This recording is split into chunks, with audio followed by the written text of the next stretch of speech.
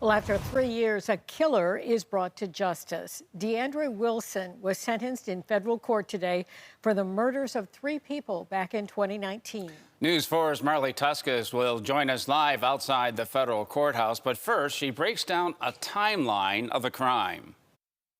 On the evening of September 15th, 2019, 3 men, DeAndre Wilson, Jeriel Cobb, and James Reed, had arranged a meetup to buy a kilogram of cocaine on Roebling Avenue in Buffalo's Schiller Park neighborhood.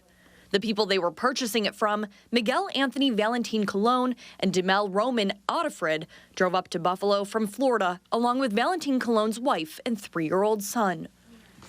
Wilson killed Roman Otterfred inside the home before walking outside and shooting Valentin Colon and his wife to death inside their van. The next day, September 16th, Cobb and Wilson drove the van to Tonawanda Street, lighting it on fire. They took the 3-year-old and dropped him off on a stranger's porch on Potomac Avenue. The homeowner found him that morning, notifying police, who began the search for his parents. That night, officers found the burnt-out minivan with 2 bodies inside.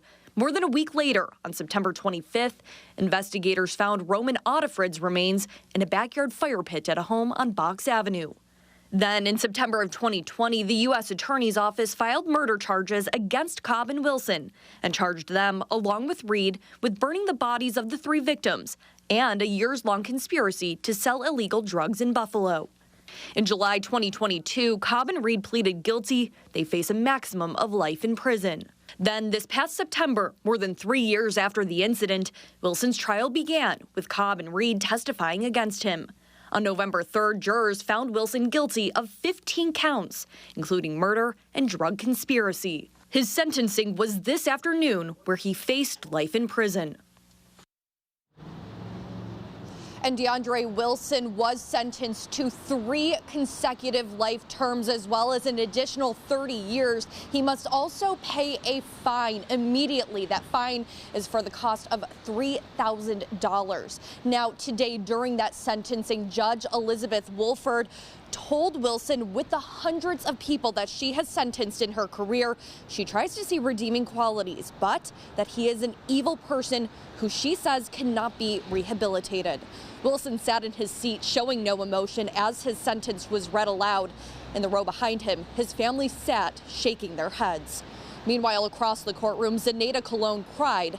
The mother of Miguel Anthony Valentin Colon gave a victim impact statement, sharing how her grandson Noelvin, the child who Wilson had left on a porch, has been diagnosed with PTSD and still has nightmares about the, quote, bad guys who killed his mother and father. Colon says she had to leave her nursing career to care for Noelvin and to take care of her own mental health following the loss of her son, daughter-in-law, and their friend.